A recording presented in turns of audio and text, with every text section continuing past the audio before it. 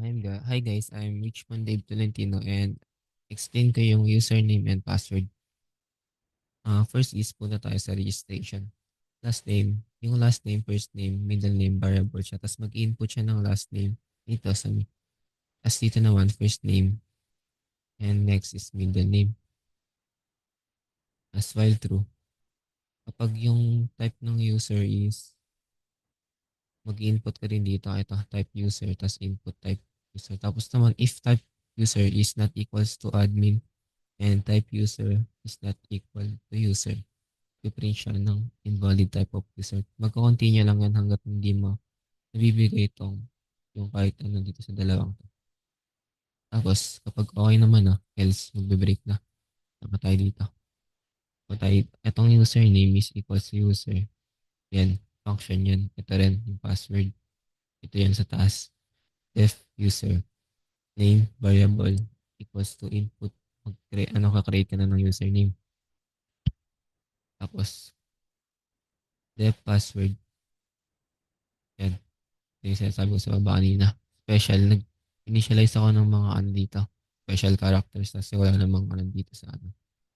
Na ano siya. Wala siyang string na nag-ano ng mga special characters. As while true.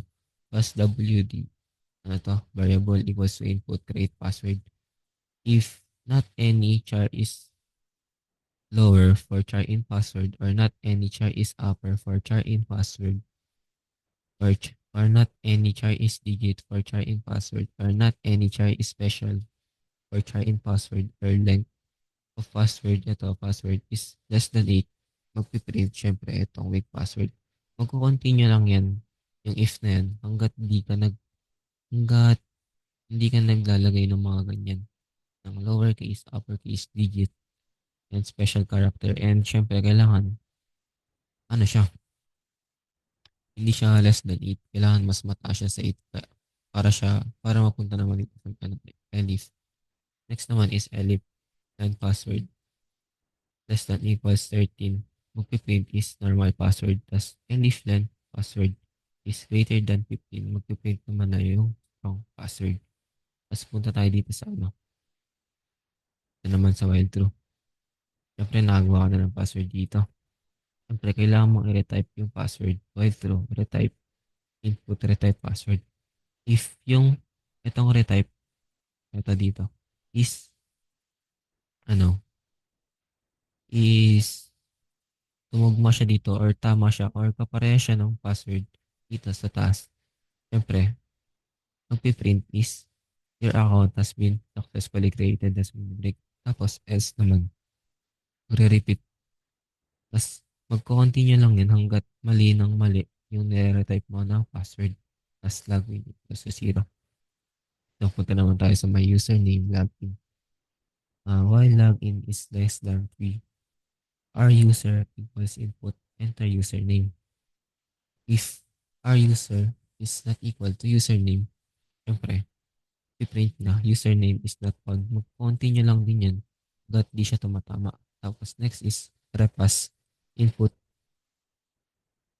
input and enter password of username. Syempre kapag tumama ka na dito, diretso ka na dito sa may repass, i-enter mo naman yung sinet mo na password dito sa taas kanina. Kapag naman, if repass is not equals, kapag nagmali siya, syempre ipiprint niya is password is incorrect. Plus login plus equals 1, mag-increment siya. If login is equals to 3, kapag naman hanggang 3 lang kasi yan. Kapag naman na-meet niya na tong 3 na to, ipiprint niya tong login failed too many attempts. Magbe-break na. Kapag naman tumama siya dito, may repass, ito, siyempre, diretso ko na dito sa may retype of equals input, enter type of user. Dito naman, if yung type ng user is, ito, yung retype of user is not equal to type user. Kung hindi mo ipiprint yan yung admin or user, syempre magpiprint yung the user type entered is incorrect. Magko-continue lang din yan hanggat di mo na i-input din yung tamang type of user which is yung admin or yung user. Kapag naman okay na, tama na, magpiprint yung user has successfully logged in. Tapos, magbe-break na ito. Tapos, kapag ano naman, else login field, ano, after 3 attempts kasi hanggang 3 attempts lang to. Yun lang guys, thank you.